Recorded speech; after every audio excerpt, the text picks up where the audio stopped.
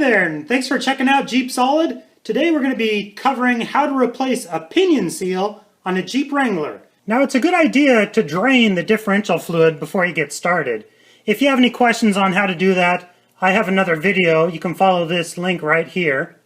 And you want to drain the differential fluid because when you pull the pinion yoke, you're going to lose a little bit of differential fluid out the front. So it's a good idea just to drain the fluid and do your fluid change now. So this is a Dana 35 rear axle, and as you can see, it's quite obvious that the pinion seal, which is right here, has been leaking differential fluid. These 4 bolts over these straps that hold the drive shaft, so we're going to remove these 4 little bolts.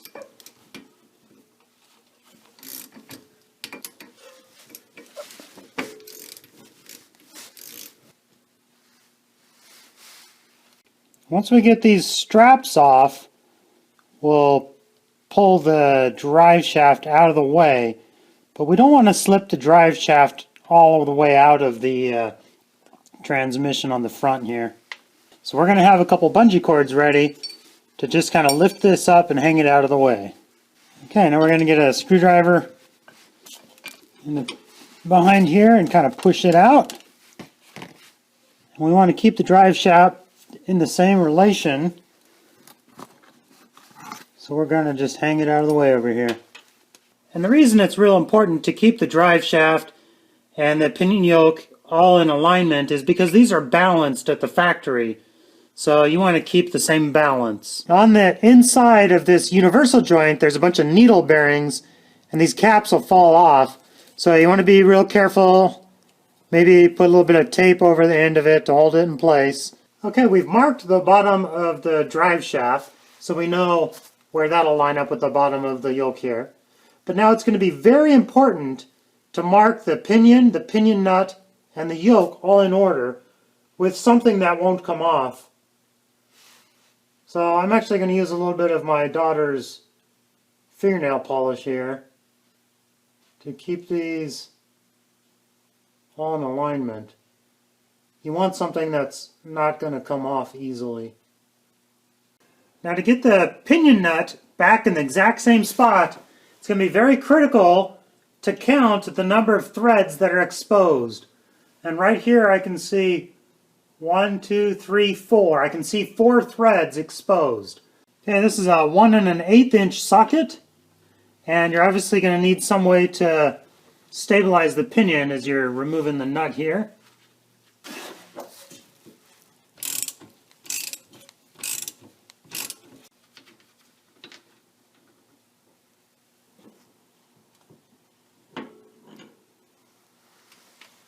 Okay, now the old pinion seals, around here you can kind of see the edge.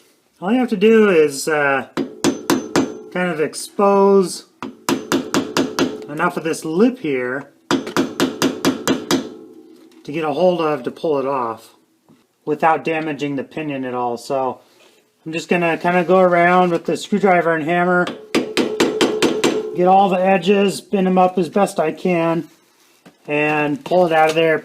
As usual with these pinion seals, you gotta mangle it quite a bit to get it out of there. And yeah, last time this job was done, they'd used a little bit of RTV on it. Okay, I've got my new seal here, part number 714675. I'm actually gonna take a little bit of RTV and just put it on the inside lip here before we install it. And it's not gonna take very much, just a very small amount. Alright, got a real thin coat of RTV on there. Got the differential cleaned off here, nice clean surface. So what we're going to do is just kind of fit the top in there. Just barely, and we're going to take a hammer, kind of tap the backside in here. And we're just going to go around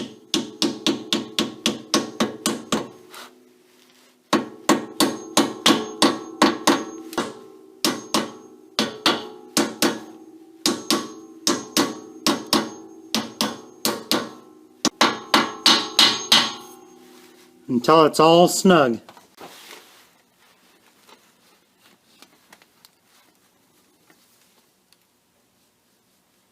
going to take just a little bit of differential fluid, just kind of lube up the inside of the seal here. Okay, now we're going to put everything back together in the same order, keeping the pinion, the yoke, and the pinion nut all in alignment.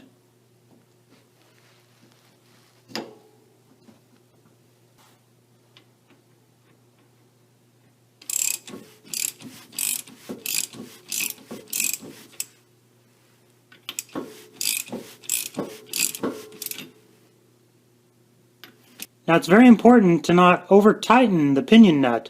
We don't want to add any more load to the pinion. So we're going to watch real careful and count our threads as we're going. So you can see I've got things in alignment right here, but I've only got 1, 2, 3 threads showing. So I need to go around one more revolution. 2, 3, 4 threads showing, and everything is back in alignment. I'm just going to set the drive shaft back in place.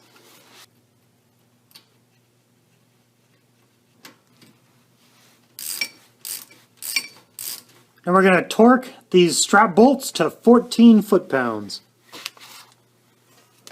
Alright, now we just have to check the fluid and the differential, top it off if necessary. So thanks for watching, and be sure to subscribe to check out some of my other videos. Have a great day!